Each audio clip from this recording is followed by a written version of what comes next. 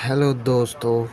तो आज मैं कुछ कहना चाहता हूँ कि आपको एक छोटी सी कहानी जो आपको मुझे लगता है बहुत पसंद आएगी, ध्यान से सुनना चाहिए।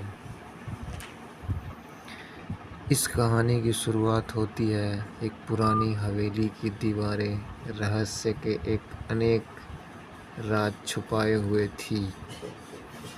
यह हवेली अब ठाकुर परिवार की थी, लेकिन कई पीढ़ियों से यह परिवार यहाँ रह रहा था।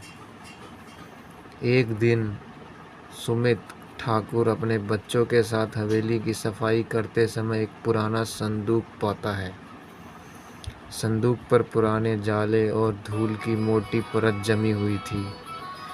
सुमित ने अपने बच्चों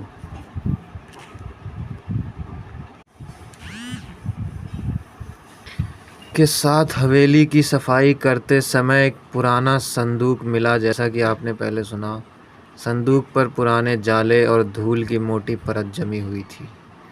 सुमित ने अपने बच्चों अनुजा और राहुल को बुलाया। देखो, हमें क्या मिला है। यह संदूक हमारे पूर्वजों का हो सकता है। अनुजा की आंखों में चमक आ गई। चलो इसे खोलते हैं।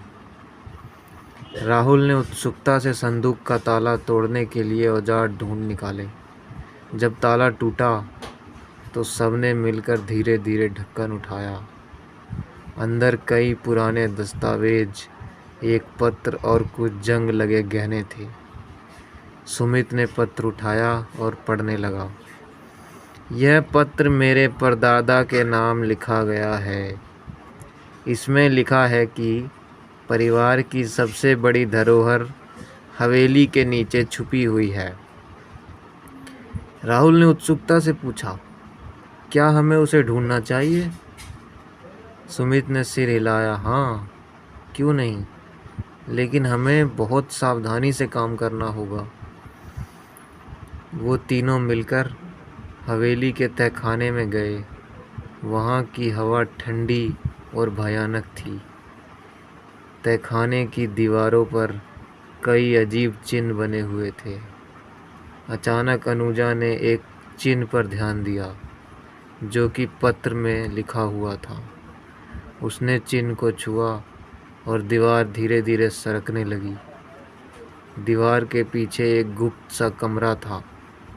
कमरे के अंदर एक और संदूक था, लेकिन यह संदूक नया और चमकदार था। उन्होंने इसे खोला तो अंदर एक और पत्र और कुछ कीमती पत्थर थे। सुमित ने पत्र पढ़ा। जो इस धरोहर को पाता है उसे परिवार की एकता और सच्चाई का प्रतीक माना जाएगा। राहुल और अनुजा ने अपने पिता की तरफ देखा। इसका मतलब क्या है? सुमित ने मुस्कुराते हुए कहा, इसका मतलब है कि हमारे पूर्वजों ने हमें एक सबक सिखाया है। हमारे परिवार की सबसे बड़ी धरोहर हमारी एकता और सच्चाई है। हमें हमेशा साथ रहना चाहिए और सच्चाई का पालन करना चाहिए।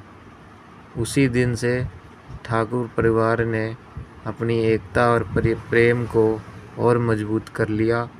हवेली के रहस्यों ने उन्हें और करीब ला दिया था। आशा है आपको यह लघु कथा पसंद आई होगी। अगर इसमें और कुछ जोड़ना बदलना चाहें तो ज़रूर बताएं।